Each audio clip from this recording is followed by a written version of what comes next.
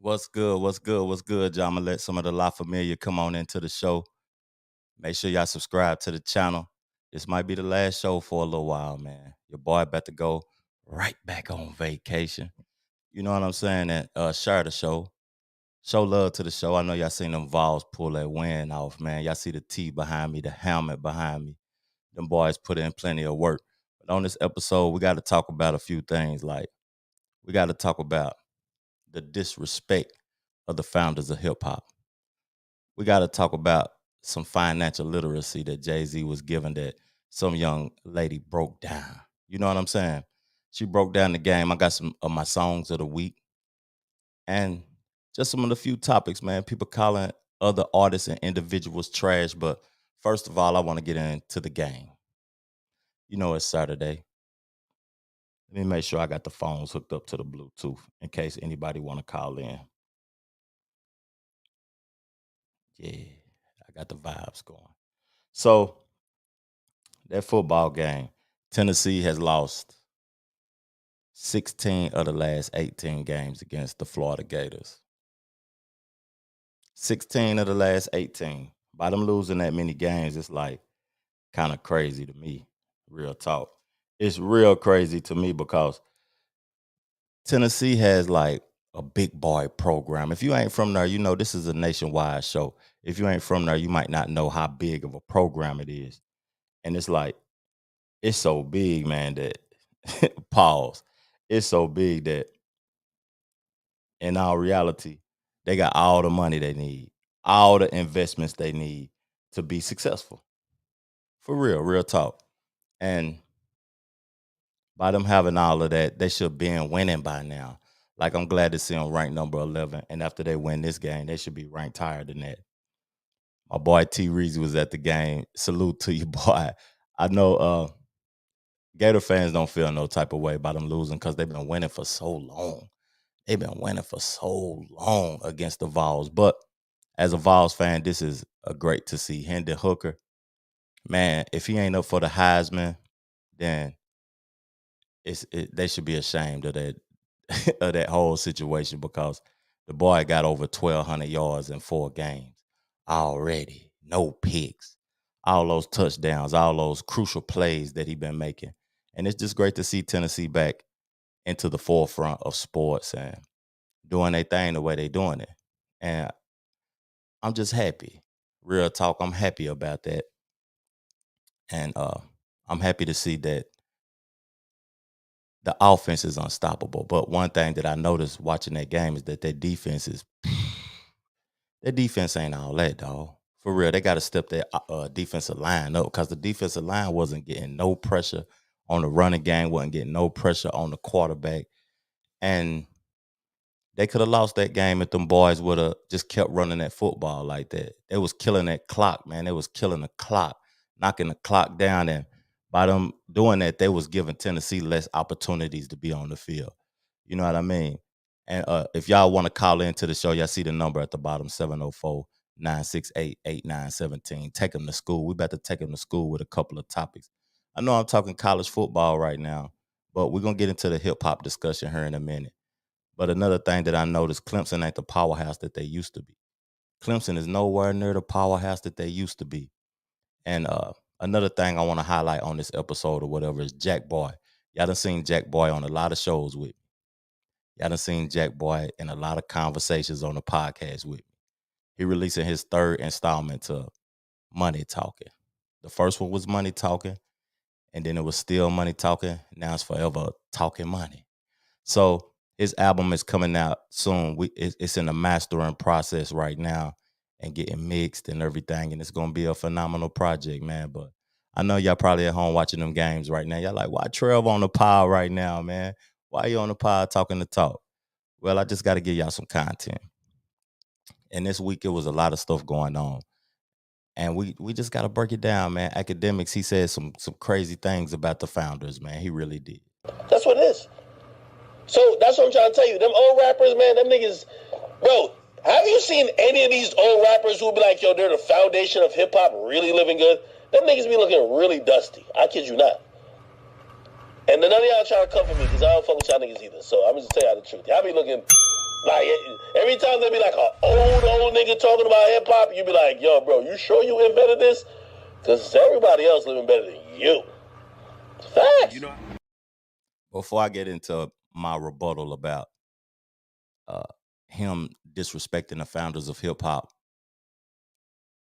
I want to say that the youth don't respect the creativity of hip hop. The youth respect the financial gain.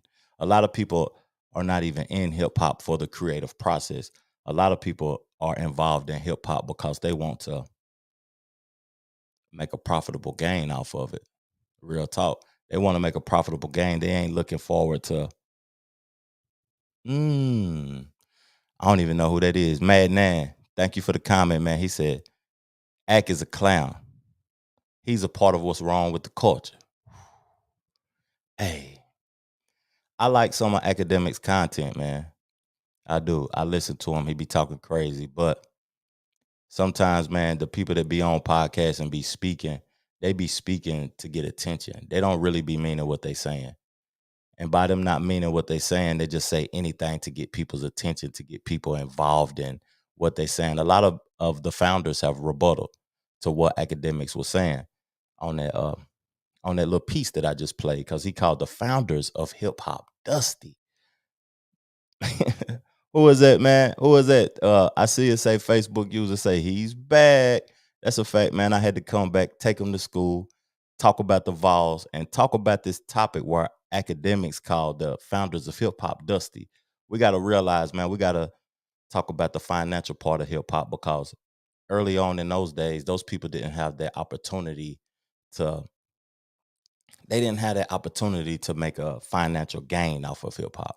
It was just something like, in the park when we created 21, when we was creating those games, we wasn't thinking about the financial structure yet of those games.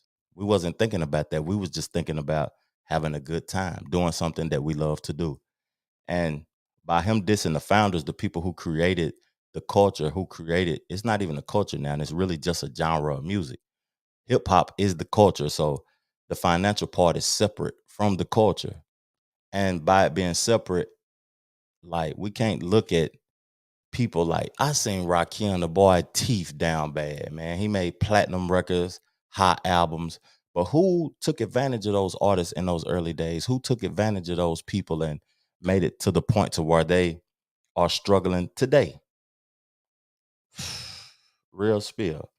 Hey, man, let me make sure I make the people aware in the Facebook group and on the Instagram aware that I'm live, so they can call into the show. I got a few people that I wanted to talk to, man, that I wanted to converse with. That's the only reason I went live. You know what I'm saying?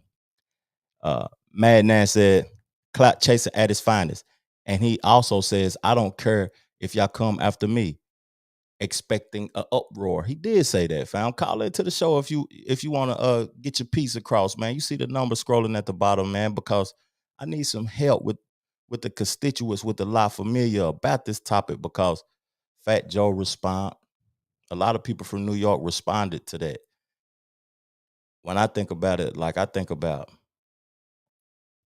the Big Daddy Kanes, the KRS-Ones, man, who didn't get to reap the reward, as these new artists come in the game and they instantly reap a reward from something that was created by the founders. It's like, when you think of it in sports, these people wouldn't be getting these massive contracts if Jordan didn't pave the way for the financial benefit of it. Real talk, man. He paved the way for the financial benefit of it. But I'm gonna play somebody's response, and I find this person very credible, and this person spoke in a peaceful manner, and he said some things that was valuable. Let me explain something to you, and say this for you guys. Don't confuse someone's ability to develop a business model.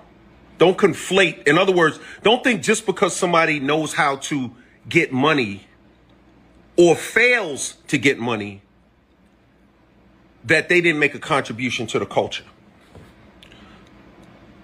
No one discusses Miles Davis's bank account.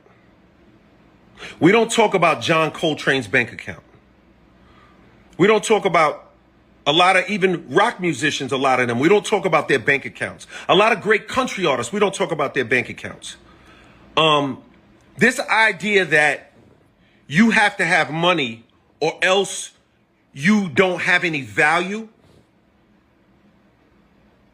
is a bad idea, and it's kind of like,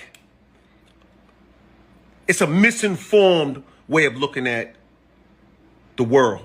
And So basically, what LL saying to me, and what I'm taking from that, is that people only see value in money. They don't see value in the thing that's being created that we enjoy. So if money wasn't attached to it, well, some of these people that's involved in it even be involved in it in the way that they're involved in it. It's crazy, man, when you think about it. Because hip hop, to me, what I think about hip hop is elements to hip hop. And since DJ Academics, no diss to Academics, man, I don't diss folks. But since DJ Academics called the founders Dusty. So when we think about what hip hop originally is, it's breakdancing, it's graffiti, and it's DJing. So by it being those three things, when we think of DJ Academics, we think of his YouTube shows, we think of his Twitch shows, we think of Everyday Struggle. He has never been a part of the culture in any of those ways, in any of those elements. Because if you could show me a video where he's DJing, man, I would love to see it. Put the link in the comment section, because he's not even involved in hip hop to the point to where he can say that hip hop people are dusty. That's total disrespect from somebody who isn't even contributing to the culture. And a lot of people like to throw around the word coon. If you're throwing around the word coon and you don't know what a coon is, then you a coon. But the definition of coon is a person that speaks on the culture but doesn't contribute to the culture. That's crazy. If everybody's rapping like Future, we getting money and paid. But out of that budget, out of the $500 million this one label made, take 50 million of that. Create a label up at Universal, up at Def Jam, up at Bad Boy Records, up at No Limit Records. Create all the money they make. They always talk about how much record. Take 50 million of that. Create a label where you spending 50. Look, the records that's playing now, because of the attitude of acceptance, that's what you're supposed to do now. That's how you do it. It's done made it easy. But you take 50 million, you create a labels where you tell the artist coming in there, no cursing, no disrespect, woman. We need to hear some more around the way girls like LL.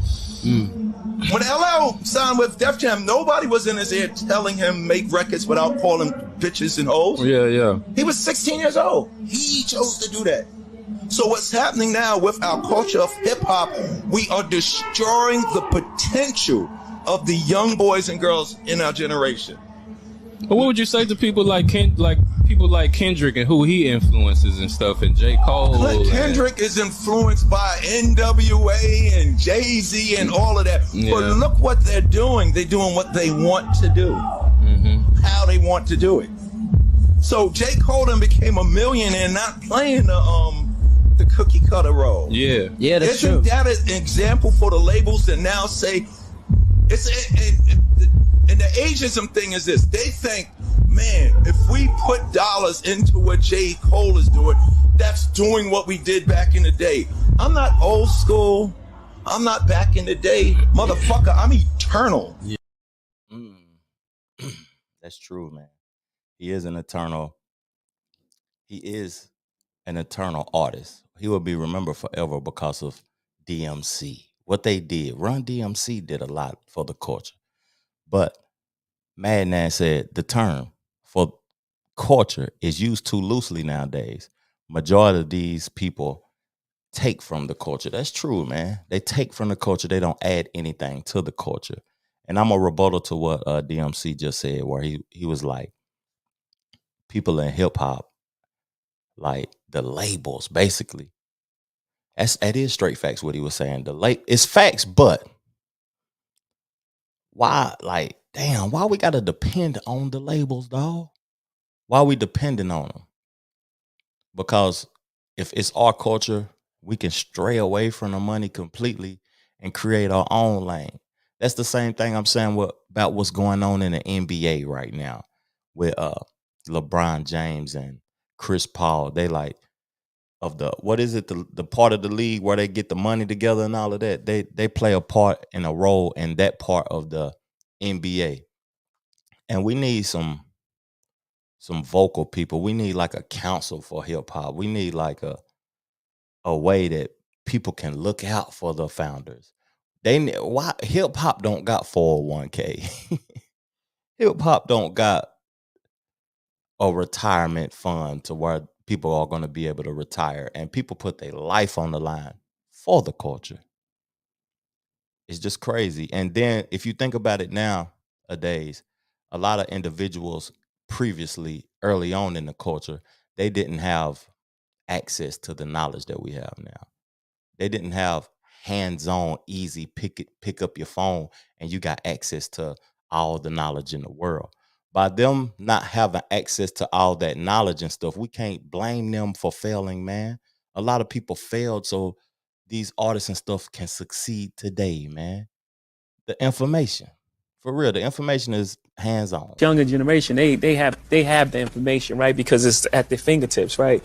And they are bold, right? Because they believe they have more information than us at that time. And in some ways they do, you know. But information without understanding is nothing, right? Because on a cigarette box it has this can kill you, and people still smoke. So it's not just information. Got to be understanding of information and who it's coming from. Hove always giving game that goes over a lot of people's head, goes over a lot of artists' head, goes over a lot of people's head that I converse with on a daily basis because they be too caught up into the secret society stuff and the Illuminati stuff, and Jay-Z sold his soul to obtain those type of riches though. But he's a very knowledgeable man, and it comes out on his lyrics. It really does. It comes out in his lyrics, not on his lyrics. Somebody calling into the pod, man.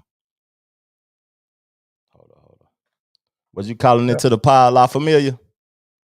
Oh, no. Are you recording now? I mean, that's why I was going to see if you were still recording. It said you took it down. Oh, I'm live. I'm live right now. You on the pod right snap. Now. You on the pod right now, family. Well, let's get it done then, player. Yeah. I was talking about the game. I was talking about financial literacy in hip hop because, you know, I don't know if you know, but academics called the founders of hip hop Dusty.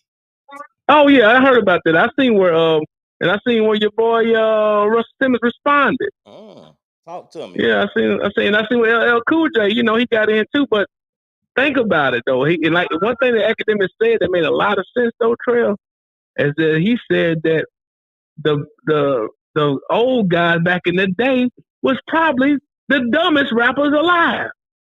How can we perceive them to be the dumbest though, Troy? Because they was getting screwed with no Vaseline on all them contracts. That's true. The young boys nowadays can get these things that they were trying to attain back in the day on their own if they get the notarized song. Yeah, that's true. They can get you get a song that pop. Yeah. Mm-hmm. Keep going, fam. I'm liking where you're going. No, you said they get the bag and what? They get the bag, but the information is hands-on for them nowadays. Can we blame the artists coming from the hood, coming from the gutter? Yeah, we can. It's their fault. Yeah, it is their fault. But the information about the contracts and stuff wasn't so easily accessible back in those days. That's true, but I tell you one thing though, we got to give honor where honor is due. They laid the roadmap to show how you can get played. That's true, right? That's true. And how you can get screwed and get done, and how you can get things on your own. Mm-hmm. That's one thing they did do. Mm-hmm. But it's still a place. You know what I do like about the past though, dog, is the fact that they didn't complain a lot so much like they do now. So you know they don't complain. If you signed the deal, you signed the deal. You deal with it. You got to complete it. You got to complete it. You sign a deal. If you're going to sign a 30-year term and get played on your deal, Finish it out. Remember back in the day when you have a 5-year thing going on, that's why they had so many, re-releases or compilations on albums, so where or side B or the B side of stuff, because they still count as an album. To restructure the contracts. To restructure the contract. Yeah. You know what I'm saying? So you be giving game, Troy. Everything has its place. And what Russell did, like he said, you got to show respect to those folks because they actually put the game on for you. They put it right in your hands. He even gave game and put game in people's face. But Russell Simmons sold the company. Now this, man, I know we know about capitalism and money and stuff though, but does it come a time to where Black folks need to just keep something? You know what, dog? Before I go to that, one thing Russell made a very clear point, which really hit home for me, is when he said, "How many millionaires have you made?" Now that said a lot. How many people have you put on? 0. And when you think about it, then I had to go back and think about academics have put people on through his commentary, through his, because if he wasn't talking about them, they wasn't heard about. Chirac. Exactly. From all those guys, I mean, he was talking about these people having content, so he can probably say, "I put a lot of folks on," but how many people has he put on from his organization? So to answer your question in regards to business are created to be sold, man. Business are created to be sold, and if you don't sell it in time, you oftentimes run it into the ground, and you lose the value when you should have sold it at its peak. Yeah, right. Yeah. So, prime example, I remember one time I had a company that I had created. We had a wireframe set up for like what the website would do and all this other stuff. This guy came to me and said, "This is my first company I ever had." This guy said, "I like it. I'll give you $100,000 for it right now for 95% of the owners of the company." I said, "Heck no. This company is worth millions and billions and blah, blah, all this." I went through remember Adrian, when Steve came to me and said, "I give you $100,000 for this company right now for 95% ownership." I said, "But no, then I'll be working for you." And this is what I didn't understand. And he the one guy that taught me, you always going to have a boss. See, when we go into ownership for ourselves, we think that we the boss. And we don't have to answer nobody. But guess what? When you have customers, they are actually the boss.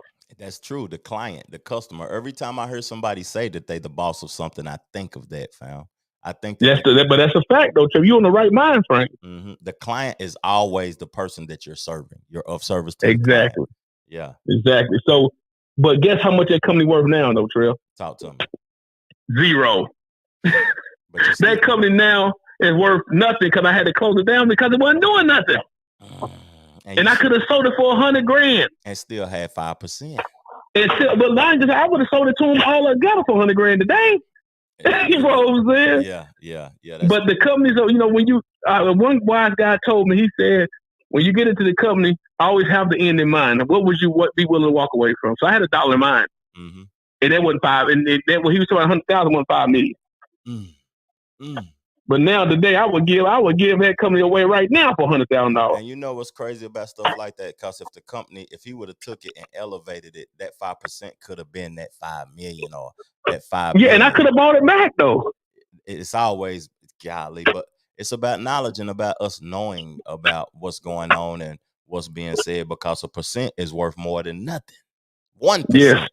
Yeah. And remember, we done talked about this before too. It's a whole nother thing. What good is for you to have all your masters? Nobody know who you are. That's like Future just did. So people criticizing Future because he sold his whole catalog from like 2004 to 2020. But $75 million ain't a bad play for mixtape songs and songs that he's still youthful. You know what I mean? Trill, how many songs you think we're gonna be singing in the future in 10? If we do sing one, it's gonna be one that was created last week, because I think the reason why people are buying everybody's catalog, Troy, is because at the end of the day, something is about to transfer again in music. We went from records to cassettes to CDs to streaming. Something is about to happen where somebody who owns the music is just going to be accessed like just straight drop 100,000 songs, her $20, 100,000 songs, stream it. Because Marquise gave me some game on when I played Scarface last week. Scarface was talking about he don't want to rap no more because like the record labels and the platforms is all in together, and it's like 288 million people that is subscribed to Spotify at $12.99, fam. So Yeah. that's $4 billion a month, fam. Mm-hmm. And they're giving us 70% of a penny per stream. So it's profitable, but something is about to change again. I don't know what it is, but I think that's why people are buying folks' catalog. But why is it the fact that why are we so upset when black people try to advance? Like we got mad at Bobby Johnson for selling BET. Mm-hmm. But then if nobody looking at BET no more at all, then Bobby John would have like right now, who looking at BET? Who going to the BET? Who of any caliber of people going to the BET Awards and performing? Beyonce going? No, nobody's going. It's all up and coming artists. Right. So yeah, exactly. So what are we gonna be mad or pay for Bobby Johnson's information or his bills and stuff when it was nothing? Nope. Or do you sell at the height of his career? You're gonna look at Bobby Johnson like he crazy because he needs something from you now. But guess who Bobby Johnson? Bobby Johnson's a billionaire, though, I believe. Yeah, he sold BET for $1 billion or $2 billion or something. I mean, well, but the fact is, I think he's worth at least $1 billion right now. Mm-hmm. That's true. And if he's not, he up in the hundreds of millions. The super hundred. Is he complaining? He could create another platform or something. But just nothing. People be owning stuff, Trell, but they don't own the platforms. That's true. You probably like, well, he didn't own Clear Channel or whoever else that actually provides the form, the thing to get out there to the world. Mm-hmm. He just owned an idea. Mm-hmm. He owned the channel. That he didn't own the actual thing that played the channel. Yeah, that's true. Somebody in the comment section said, "Oh, what's going on, Robert McGee, man? We talking to talk, man." My boy Robert, yeah. What's up, Robert? What's going on, Robert? We talking to talk, man. Troy giving the game on this financial literacy part. We taking them to school. That's the name of the podcast. Taking them to school. The two brothers working it out right now. That's all. That's all. The two brothers working it out. But man. Trey, I had to ask you something though. What did Robert McGee say in the comments? I'm sorry. He said, "My brothers." That's all he said, fam. But dude, and Robert McGee, I want to ask you this, and I want to ask. Me and Trevor talk about this all the time, man. That's why I'm looking forward. Y'all be on the lookout now. Your brother might be doing an episode or two here coming up. Real, real. Let it out the bag. Yeah. But why do we always hear people out? So I was looking at a video the other day about the most dangerous places of no-fly zones. You know what I'm saying? If y'all listen to Charles the White and all them people, he ain't checking in with nobody. I don't blame him. Yeah. Talk to him. When you start making Bezos check in, then holler at him. But why we always, the black folk always talking about where you can and can't go or something that they don't even own? Trail. They ain't a part of no discussion about HOAs or tax reform or anything like that. But they can tell you where you can and can't go, but something they don't even own, bro. Why we here? You know what? I'm sorry, not black people. Let's take this back. Socioeconomically challenged individuals. Oh, hooligans. I mean, the crispy ones. But what we always talk about? Cause we was there before too, claiming blocks. People was claiming blocks. I wasn't claiming on the street, but claiming blocks of what, don't come. You can't come through here, man. Man, we ain't even check in. We wasn't even paying rent there, fam. Wasn't even paying rent. Yeah. Rent was free. McGee said we have been systematically programmed. That was his answer to that now, fam. But when do you unplug from the matrix, brother? Some people don't want to continue to further their knowledge, fam. They just content with where they at and being involved in the foolishness. And to answer your question from my perspective, I don't know if it's still the slave mentality or it's a different form of the slave mentality, but it's crazy, fam, that people claim stuff that they have no ownership to and then tell somebody that looks exactly like them, you can't be here. Yeah, come in. No problem. You can't come in here. You can't come. I got like it's like you can't come in here. Yeah, that's true. And I don't understand it. Like we're together, we're more powerful, but when we separate ourselves from each other and don't view ourselves as one, we weaken ourselves, man. And when you look in the mirror, you're weaker than you would be if you embraced your brother. You know what I mean? Mm-hmm. That's true. I'm I mean, glad. I'm just saying. Go ahead. Now you go ahead, fam. I'm sorry I cut you off. No, go ahead, dog. Go ahead, man. I apologize. I got something that I'm glad that you on the phone right now, because you have heard Jay-Z's verse on DJ Khaled album, haven't you? I did. And it was a woman who broke down something about his verse. I hope you can hear this clear. I gotta play it while you on the phone. Play it. Let's hear it. Let's break it down together. Because I don't understand it, and I need your help. I know you more well versed in this area than me. So check this out, Troy. One of Jay-Z's hottest lines in the song God Did says, "I'm at the cap table with the splits is. Not that cap table, boy, we live this." When Jay-Z says cap table, he's talking about a capitalization table, which outlines who owns equity in a business. So if you were to own equity in my company, Amplify, you would be on my cap table. He also mentions 3 billionaires who have truly built their wealth as a result of owning equity in businesses. For example, LeBron James, Nike, Kanye West, Adidas, Rihanna, LVMH, which owns Fenty. Now, in order to really get on the cap table, you want to be an accredited investor. Those are individuals that make at least $200,000 a year or have $1 million net worth minus their primary home. Now, if you are not a accredited investor, you can also own equity in a business by buying stock in a publicly traded company. If you ever look at a stock chart, at the bottom it'll say market cap, which stands for market capitalization, which is the full value of that company. So you don't have to be a billionaire to move like Jay-Z, but just know that success leaves clues. Follow the blueprint. That's what she said, fam. Did you hear that, Troy? Yeah, I did. I mean, that's just like people telling, somebody may not know they can actually own a house. Mm-hmm. So they automatically think, for me to own a house, I got to be rich or have this and that. And then there's people that still believe. A lot of people don't think like it, but still people that believe that. Mm-hmm. So you sit at the cap table, because in that same verse he talked about he made billionaires. Yeah. He named that Rihanna, Ye, and then he said LeBron, and because he a rock boy or something like that, right? Mm-hmm. Mm-hmm. Yeah, that's true. That's true. But people don't understand. They don't understand that these things you can attain, and you don't have to have have money to start a company. You don't have to use your own money to start a company. You don't have to have money to even invest in a company that you believe in. Exactly. So accredited investors are people that times, they got, like she said, she's breaking down how you got to have certain thresholds of funds, because they don't want you to be able to, like for a hedge fund, anyone can't just invest into a hedge fund. Mm-hmm. You got to be an accredited investor worth a certain amount, because if you were to lose and lost money, you got to be someone that's supposed to be well versed in that situation. And people think you have to be well versed in stuff. You just have to make the right decisions, the smart decisions. McGee on her, he going crazy too, fam. I'm gonna read a couple of his comments to you, and you can rebuttal to him if you want to. He said, "But when you have very little, you become territorial."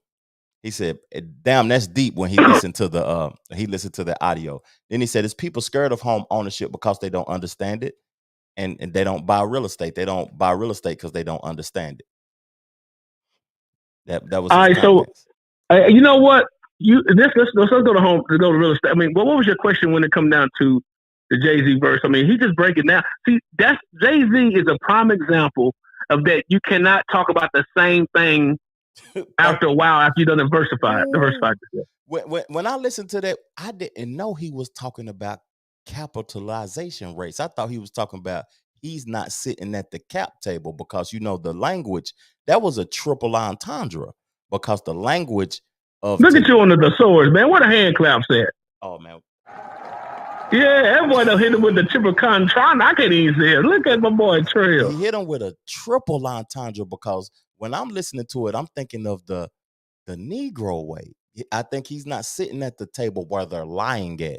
And I can see that too. I mean, man, in so many ways, it's like the Bible. Mm-hmm. It's all about the person and their perspective. Mm-hmm. We can translate so many different things, or not just about anything. Any story can be translated. Just like, remember that blue dress, yellow dress thing? Yeah, and it looked like it was a gray dress sometimes. Or what? Someone like, but they don't look. How you get gray from blue? And they like, because it's to the person of the beholder, man. Mm-hmm. The eye of the beholder. I mean, it might look like that to you, but I get 11. Mm-hmm.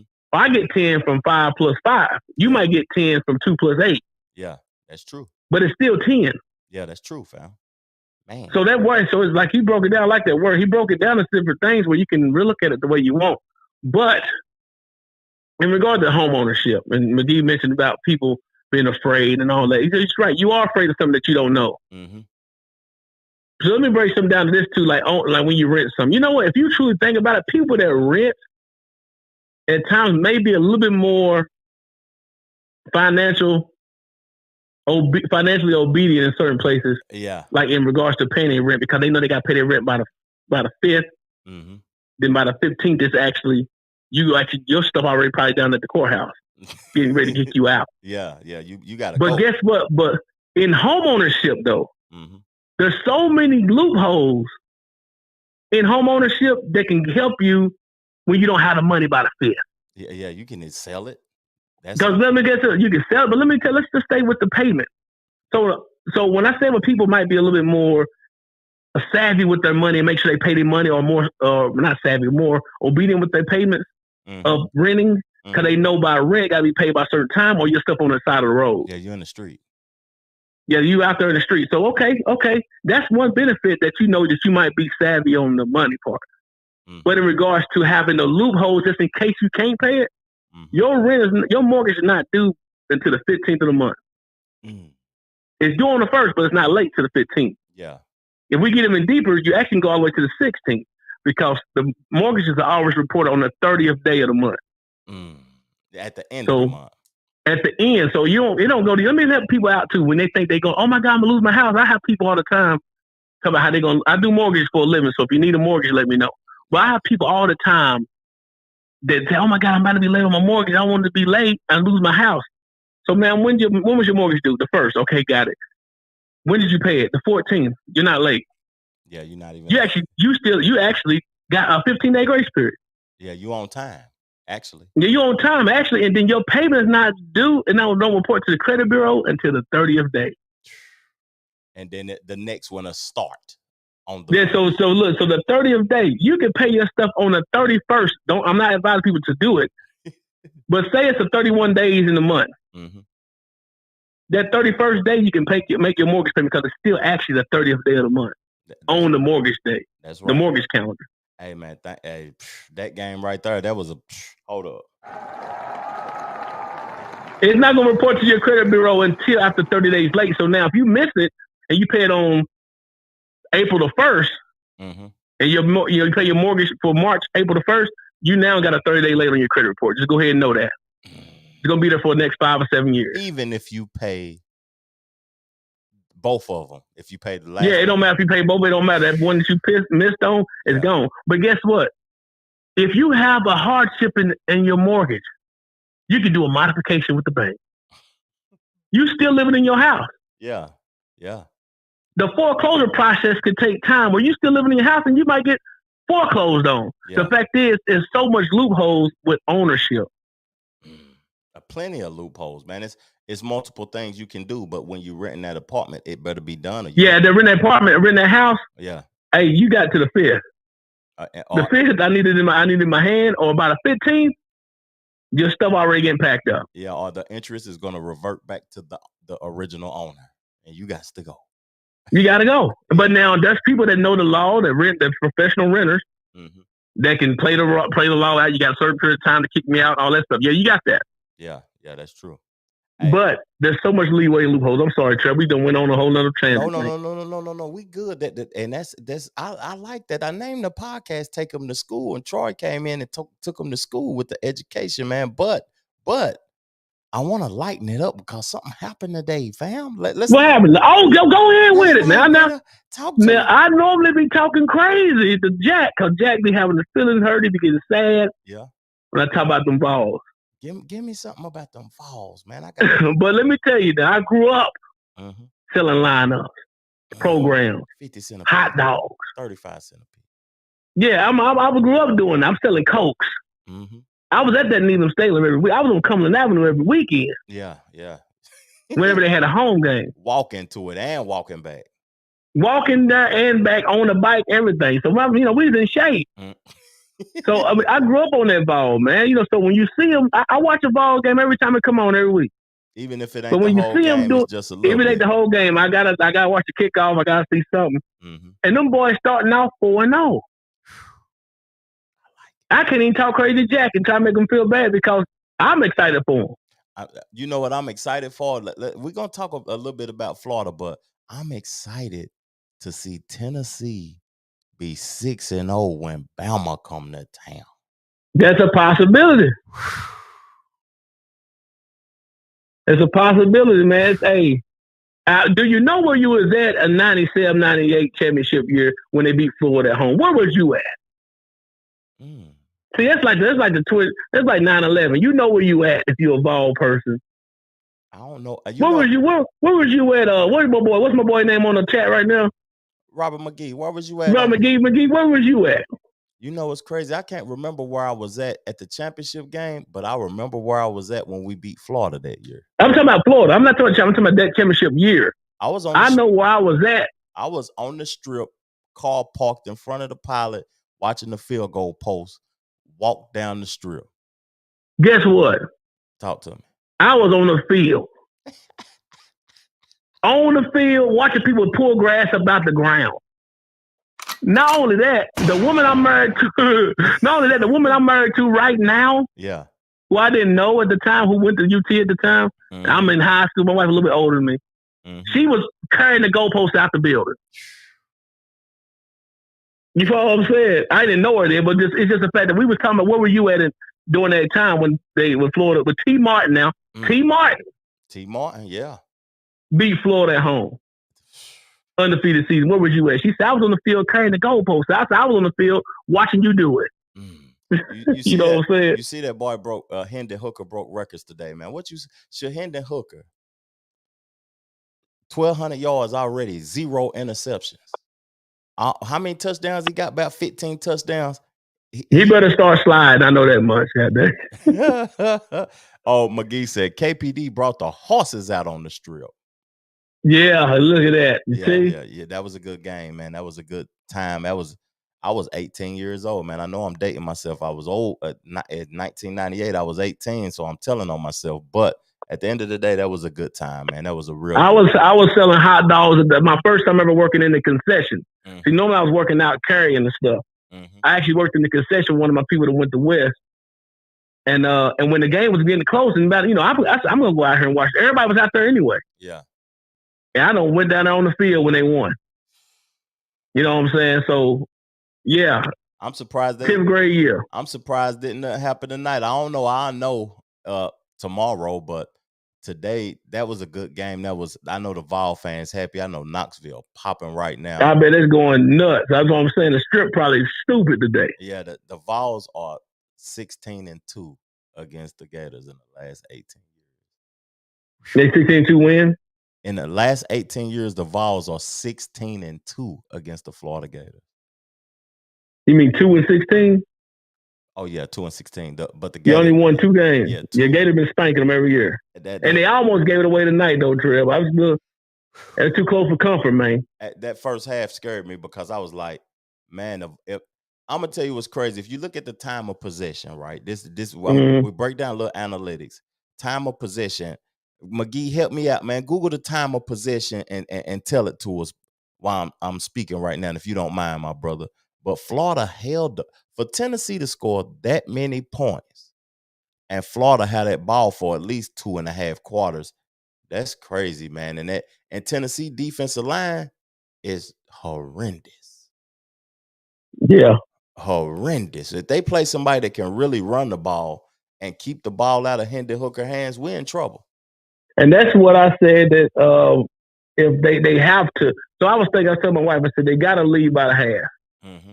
You know, the half, the statistics with that show, if you lead going into the half, you got probability of winning, more of a probability of winning at the end. Especially if you get the ball back in the third quarter like that. And there you go. Yeah. So, you lead in the half and then you get the ball right back. That was a good, but dude, like you said, that defensive line don't put much pressure at all. Mm-hmm. Mm-hmm. You know what I'm saying? Zero pressure. I don't know if that was the scheme or the play calling, but zero pressure. They wasn't. Nah, they wasn't. Nah, them boys, them lines, they just ain't been. The defensive line has not been able to put pressure on the quarterback like you need to. But hey, a W is a W. A W is a W, man. And you know what I'm saying? When it comes down to it, a W is a dub. But it was a great game. It was a good game. If you was there, the atmosphere, I bet it was crazy. 102,000 filled that thing up. The checkerboard looked good around the whole stadium. 100,000 outside the stadium. Going stupid. Probably, you got the doughboys out there with the cars banging and everything else out there. Everybody was at that thing, man. Yeah. And that's one thing you love about football, though, is they bring everybody together. The man selling the wings and the pig sandwiches and everything out there trying to get some money. Yeah, Sarge, I don't know if Sarge still doing anything, but he probably out there making a sandwich. Nice. If Sarge was alive, he'll be. Oh, yeah. So, I mean, the legacy of your uncle. Yeah, he would be 92, fam, if, you know what I'm saying, he was still alive. But Robert McGee left the statistics in the comment section. He said Florida had the ball for 34.57 seconds. Tennessee. That's over half of the game. Tennessee had it for 25 minutes, fam. Come on now. And that mean that offense is octane. What's crazy about Tennessee offense is that I don't see us doing nothing but making big plays. Am I wrong in that area? It's just big. No, you're not. You're right. I mean, when that receiver come back, it's gonna be even better. Yeah, but I need you to be able to calm down too. Yeah. I like the fast pace. We score, we can do whatever we want to, but sometimes I like the dominance of Alabama let me know we can do the big stuff. But when we want to calm down and slow it down, we can do that also. Yeah. Dang. McGee said our offense is our defense. Woo, that's crazy. And look at the running game. When the last time you see a running back just get the ball and run? A little running back too. I'm just get out there and actually make moves. Both of them was out there doing their thing. Even the backup in the flat or whatever. So yeah, they cannot give any leeway to Bama or Georgia or LSU because we got LSU. But LSU, that's still questionable. Then also by them having, they gonna tell them their momentum gonna still be going when now they on probation for a year or whenever that's gonna come into play. Did you know that? Yeah, so we should beat them, but we got to go to Baton Rouge when we play them, though, fam. Yeah, that's you can't let your guard down on nobody now, but except for probably UT Martin, you can't do that either because everybody gonna knock you down. You seen what Miami got done by MTSU? MTSU is for real. They're gonna be in the top 25, my opinion, next week. I think did they move to the ACC or to a different? Did they move to ACC? I don't think so. I don't think they in a power. They left the Sun Belt. They left the Sun Belt and went to a bigger conference. I don't know if it's the Mountaineer Conference. One of them, I think they went to a different conference. But the way they played today, they beat up on TSU like they did. They went to Miami and beat them like they did. They're a problem. A ranked team. You know what Murfreesboro doing right now? The Murfreesboro is on fire right now. Dude. That restaurant Toots where you get the wings and the burger at is booming. They making more money than ever, man. So it's definitely coming alive, man. But that's what I like about the fall. What I like about football in general, man. It just brings a lot of the corners of the earth. People come out, come together, and be able to agree on something. That's a team. Yeah, and be happy. And then the weather changing, and this is, to me, if you are a hustler in any type of way, this is income tax season. Break it down, Trev.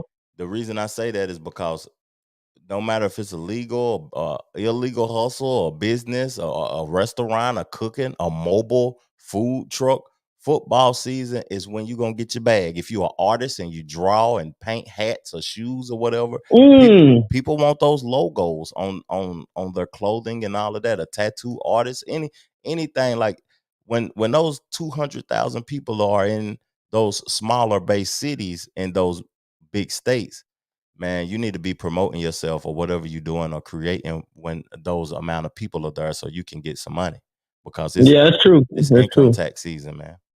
Come on, I was having my stock company going. I was selling UT stocks and all that, and freaking SEC sent me a cease and desist instantly. So I couldn't call it Smoky. I couldn't call it anything UT. I could have the colors. Yeah, you can have the color, but you can't. You have the color. I mean, you're right. But man, right now is the season. This income tax season. Because if I had them stocks right now, they'd probably fly off the shelf. 4-0. I go down on the strip, having some young kids post my socks up. Man, they'd probably make a killing out there. Checkerboard socks. You would make a killing. $100 a pair. Yeah, there it is. $25, $50 a pair right now because it's convenient. It's right there in person. And it's to keep the change. You take debit or credit card? It sure do. Yeah, because they happy. Yeah, especially by them winning, they're happy right now. So the money you own it, like what we were saying about food trucks and stuff. Imagine what these restaurants look like tonight. Our wait for anything. The strip is going with bananas on money to make it right now. Yeah. I'm beating Florida. You on a barbershop. Oh yeah, it's over with. McGee said, I just ordered 2 new UT hats. I got one behind me, fam, and the helmet right behind me on the podcast, man. Hey, Troy, we gotta get the 2 brothers back popping, man. You want to do something? Let's do it, man. You want to do something next weekend? I'll put the Cabernet on hold for the 2 brothers. You know, no, we ain't got to put nothing on hold. We're gonna let the reason why we've been waiting to see if the people want it. If the folks want it, we'll give them something. And even if they don't bump it, if they don't, we still gonna do some. They 2 brothers gonna work it out, man. And that's a fact, God dang. man, because the conversations are needed, even if people don't hear them now and they listen to the podcast 10 years from now. The conversations are needed, and the conversations are educational, genuine, and they coming from 2 pure brothers who we don't mean no harm. We just trying to work it out and have good conversation and elevate the minds of the people who listen to us, man. You know what though, Trevor? Has the crime spree done calmed down in Knoxville lately? I have no clue. It's pretty calm lately. I have no clue because I've been looking at the crime spree on a national level, and it's retarded, man. Oh, it's going stupid, huh? Yeah, it's retarded on a national level, man. But I don't know about Knoxville.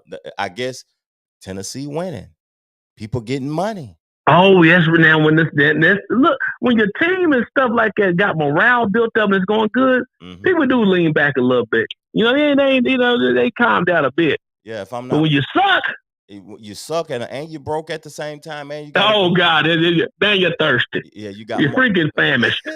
You got multiple things to be concerned about. It's a problem, man. Yeah, it's a problem, dog. Well, man, I appreciate the time. Let me be on here, man. I hope we ain't bore y'all, but appreciate that, dog. Hey, man, we ain't boring nobody, man. It's nothing but game for free that should be charged for. You gave some knowledge about mortgages and what people can do with their house after they're not late, but they would think they would be late. I didn't even know about that, fam. Hey, it's a benefit of ownership, man. I mean, at one time, Trail, Black people it was against the law to own a home. But do you know what? When it was against the law to own a home, they were selling more houses to African Americans then than they do today. Why was they doing it like that, though? Break that down now, Troy, because they got redlining. You had certain things in place to where African Americans cannot buy a home because they didn't want their value of their property to go down. And certain areas, certain banks would not give money. And that's in the industry that I'm in, was not giving money to Black people. And you know what's crazy? I heard somebody saying that I don't know if this is true or not, but you can educate me on this. That some people was telling me that the banks and stuff are making it harder for people to purchase homes now because if you owe a cell phone bill, they want you to pay it off. You got your collection and stuff, but not only that, student loans the new slavery. Yeah. So student loans have actually held people back from getting homes until the government stepped in to make some things more give it to more of an advantage. I mean, not advantage, but make it more of an even playing field. So, like for example, Wells Fargo or what's the other company down there out of Mississippi? God, it's a bank down in Mississippi that just now. So if you live in the Mississippi area, in Memphis area, they basically giving you money to buy a house. They got sued so bad. What's the name of that company? I cannot remember. Out of Tupelo, Mississippi, I believe. Tupelo Bank that got sued? No, it's something. I think it's Trustmart, something like that. Google it, McGee. I think it's Trustmart, but that bank had a civil lawsuit against the word they had to give or make it more allow more minorities to own a house. So if you live in the Memphis area, Bank Corp South. Bank Corp South. There you go. Bank Corp South. Did McGee find that for you? No, I looked at it. McGee working. Well, there you go. Good job. Bank Corp South. They are now giving. There's a statement for you actually getting the home and own. Like your credit don't have to be excellent. Yeah. They giving African Americans and Black minorities people money to buy a house. $575 now, and I think it used to be a $630. I think it's $575 now. That's ridiculous. You down there now, so you can, so homeownership is becoming easier in certain places, but at one time, man, this reason why people of color are so, especially older people, see so much of an advantage of owning a house because we couldn't do it at one time. Ooh. Building equity in their home. Now we gotta. Oh man, I'm sorry, I was going to get off here. Build equity in the but business. Break it build down. Equity in her. But dude, what are your thoughts on when? Is it Gully the Kid or whatever? Gilly the Kid was joning on your boy Rick Ross for owning the cow. See, the Northerners don't know about the benefits of land. The Northerners don't know about he's getting benefits of owning cows and different type of animals is tax breaks. And Charleston White mentioned all that stuff too. We don't like to hear Charleston White on a lot of stuff. He sounds foolish, but like you said, he's a character. Mm-hmm. He said that when he was talking nice, nobody was. That's probably our problem, Trevor. We ain't cussing nobody out on two brothers enough to make them turn it on. We ain't ignorant. Yeah, we need to make some skits where somebody come in talking crazy. We get right crazy with them. Know what I mean? Yeah, just cuss them out for nothing. But no. But in the North, ownership is very limited because there's not much space. That's true. And it's very expensive. In the West, very expensive. You've been out there, ate your steak and everything. Well, not in your steak, your mashed potatoes. Yeah, and Brussels. Pouring off a back plate of mashed potatoes, Brussels. But see, in the South, though, ownership is plentiful. That's true. And if you own a cow, you get a tax break for farming and stuff like that too. Mm-hmm. If you own land, you get a tax break. Or if you rent out some land to cows to eat on it, you get a tax break. But now you get a tax break. But then also, if you own a cow, that means you got meat for your family for probably a year or longer, man. You eat. And then you got dairy. If you're not lactose intolerant, whatever, you got milk, processed milk. You got leather. You know what I'm saying? You got leather. You got hide. You got all types of belts from a cow. Yeah, that's true. I know some people that own a couple of cows and they selling off the calves. You know what I'm saying? What a cow go for about $7,500 on it? Or it might be more. I don't know, that was back in the days. I don't know, but guess what? You can probably sell it for a lot because you got so many benefits that come from it. So when you see someone, if you don't know, you'll get behind somebody clowning that don't know no better. And at the end of the day, Gilly need to apologize about that. To be honest, if he's a humble individual. If he's a person that would be educated. Yeah, he need to apologize about that because that's foolishness, man. He was jonesing on him about owning.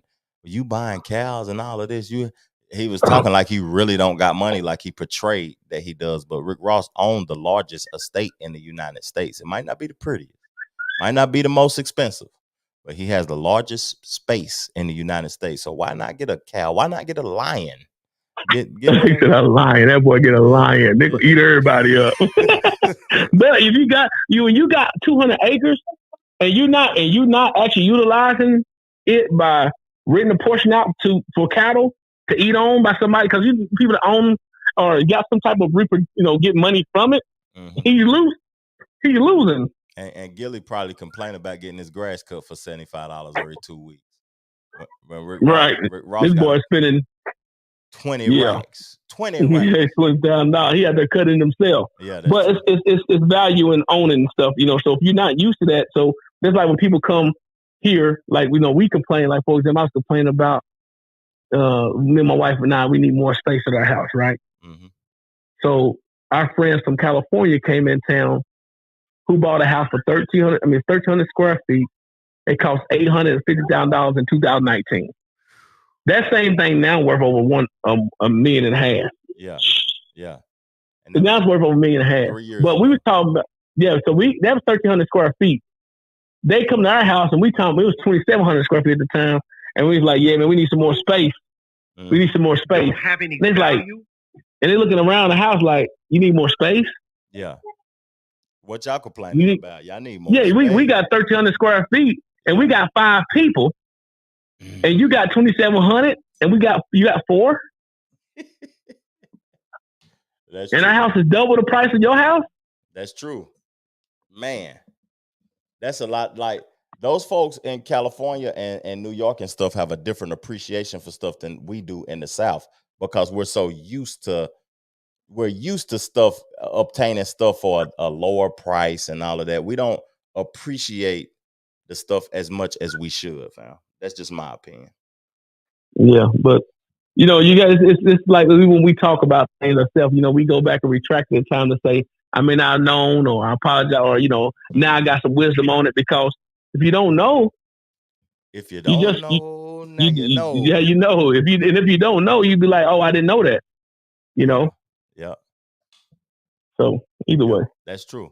Hey, man, two brothers gonna work it out, man, at all times. Even if it ain't even on the Two Brothers platform, me and Troy gonna work it out, my brother. There it is, man. Appreciate that. Let me call in and talk with you, man. Hey, I appreciate you, my brother. I'm about to get up off this thing, man. I'm gonna have one more topic of discussion. I'm gonna get up off this thing and get me some rest, fam. All right, dog. I appreciate you.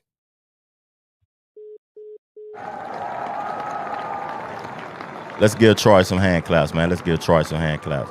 Is y'all gonna stay tuned in with me, man? I had to turn the camera off. My lights stopped working, y'all. My lights stopped working. But if y'all stay on the pod with me, you know what I mean? Call into the show if y'all still on. If y'all gonna stay on the pod with me, let's make the discussions, man. Let's have the discussions. But before I get into it, I'm gonna play my song of the week, something that I was rocking out to. And I was feeling the vibe too, man. Let's get it. They gave me hassle back when we used to capsule crack. Now I'm shitting on them just to pay them assholes back. Quarterback life, people wanna pass you sack. Matt Black, Maybach, I named it Matt Hasselback. White back truck, the bounce might flash you back. Still DRE, Snoop and Dre, classic track. We done schooling niggas, time to throw them tassel caps.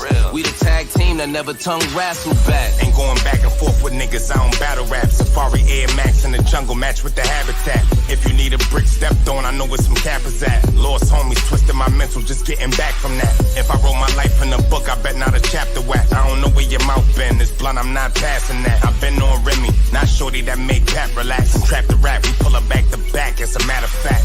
Back to back like Curry 17-18. I figured Dolce and Gabbana fit better than steak greens. Lay back in the 6 like I'm Drizzy in Toronto. Your bird gave me the box, I ain't had to put on no blindfold.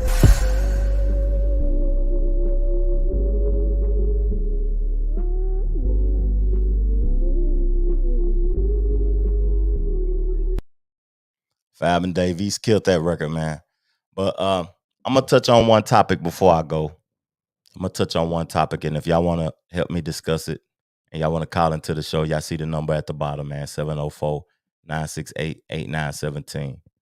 The Celtics coach situation. I don't know too much about it. I've been hearing a lot of people talk about it. Him being suspended for a year. I heard the Celtics coach was,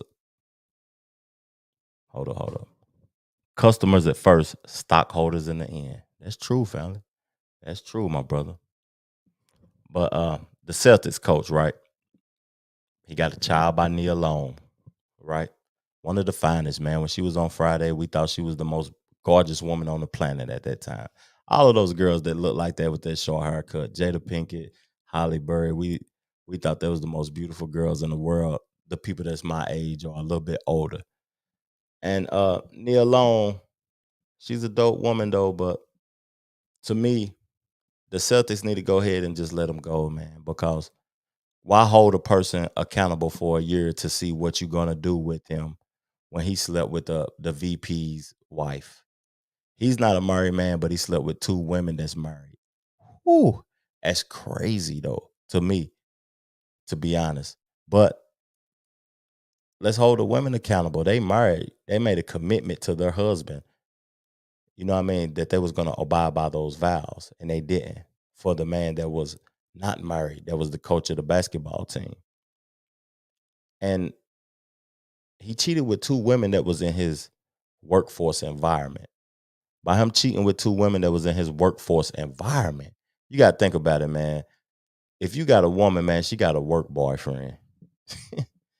You at work, man, most of the time dudes got work girlfriends, man. It is what it is in these work environments. Now, I'm loyal to my woman. I'm loyal to my wife because I got to respect those vows that I committed to. I committed to that. So I got to respect it. But the Celtics coach, man, my opinion and my thought process at the end of that is that they just need to let them go. Don't hold them accountable and don't hold them back for a year and just suspend them for a year Just let the man go, man, because if he did that now, the relationship will never be better, man. You slept with the VP's wife, dog. But the women need to be held accountable also, though. For real. Where is the next level of music going, fam? Talk to me, man. I don't understand that, fam. If you got time, call into the show, fam. I need to hear my brother's voice, man. I need to talk to you about the podcast you was creating and stuff too. You was telling me that you and the pastor had something in the works, man. We ain't got up in a while, fam. We need to just get up and converse, fam. We don't have to do it on the pod, even if I have to call you when I get off of the pod. I you know what I mean, give you a shout though. But he said, where's the next level of music going? What you mean by next level though? Like contractual agreements, quality in music, the next level of creativity in music, the next level in the art form of music. We don't know business on that level. But the information is in front of us, fam. The information is right in our hands. If we don't know it, then we need to research it. That's why I appreciate it when Jay-Z mentioned what he mentioned in that song and that lady broke it down, because I didn't understand the capitalization rates. I didn't know what he was talking about when he was talking about the cap table, and he talking about capitalism in his raps. So he's dropping gems in his raps that a lot of people don't appreciate and don't have an appreciation for. So I salute Hove, man, on some of them records, man, because a lot of the stuff, the information that he's speaking on those records go over a lot of people's heads, though. But I kind of understand where the next level of business is going. To me, the next level of business is going, it's going to be something else created. Like when Troy was on the phone, I was talking about music started with records. Then after records, it went to cassettes. Then it went to CDs. Now it's on streaming platforms. Spotify, Apple Music, Tidal, Amazon Music. It's getting saturated now in the streaming world. So somebody is about to create something else. And when they create something else, they buying up all of these artists' catalogs and stuff because they want to have the access to the music so they can put it on whatever platform they're creating so it'll be easily accessible to us. That's what I think. And we were all emotionally invested in BET at the time. That was our only representation. It represented black, but it didn't represent black in its totality. To me, for real. Hold up. Bruh, I was on an old link. I don't understand though, fam. I don't understand what you're talking about. But BET didn't represent black in its totality. It had black people host shows, and it had black people, what else can I say? It had black people representing the culture and everything though, but was it elevating black people or was it elevating the channel? Because it gave black folks opportunity, but the people that was a part of the channel, I didn't see them elevate. That's what I'm saying, fam. That's all I'm saying. I'm going to play another one of my records, man, and then I'm going to get on another topic, and I'm going to get on up at you, man. I'm getting right up on at you. This is another record that I was feeling this week. I played that Favre record back to back that was talking about Maybachs with Dave East. Then I'm going to get on into this one, man, and we're going to get on up out of here.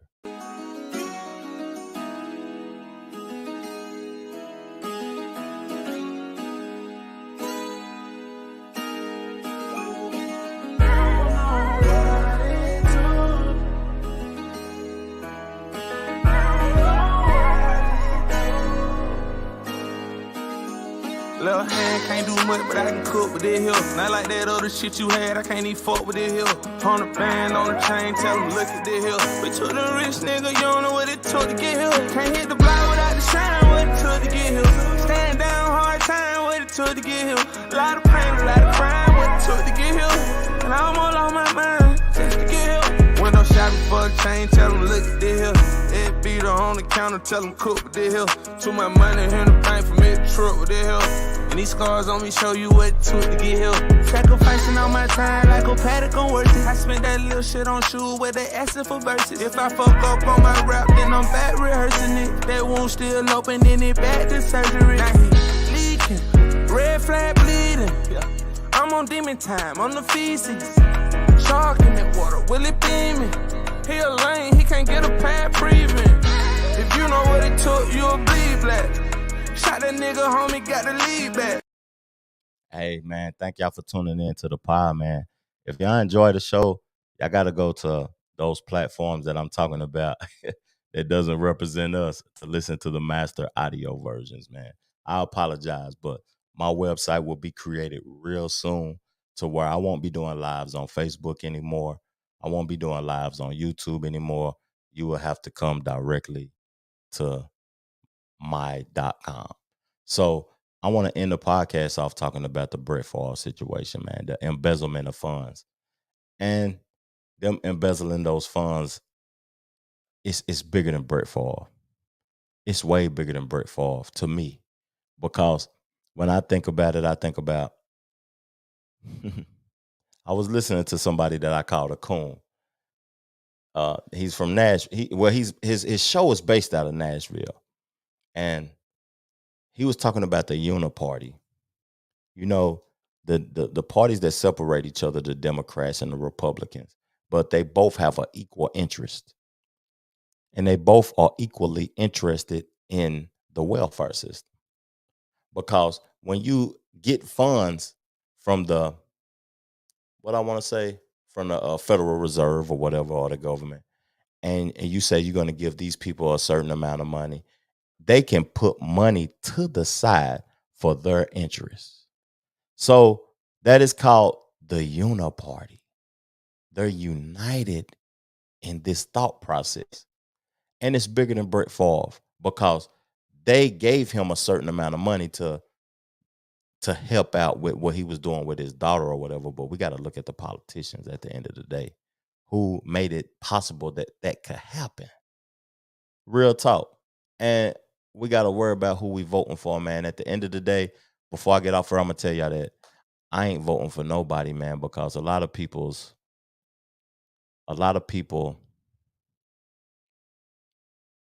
interest isn't of my interest.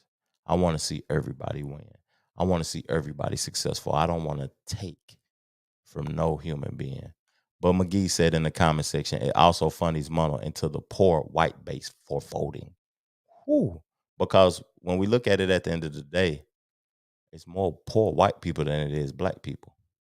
It's more poor people, period. I noticed that when I go to these metropolitan cities that it's so many poor people because when you go to Los Angeles or New York, it's majority of the people that's rich live in those metropolitan cities, but majority of the people in those metropolitan cities are poor. Real talk, man. Hey, thank y'all for tuning into the show, man. Peace, love, plenty of abundance. Make sure you go get you some money. And I'm going to make sure my lights are fully charged next time. And I'm out. Chip.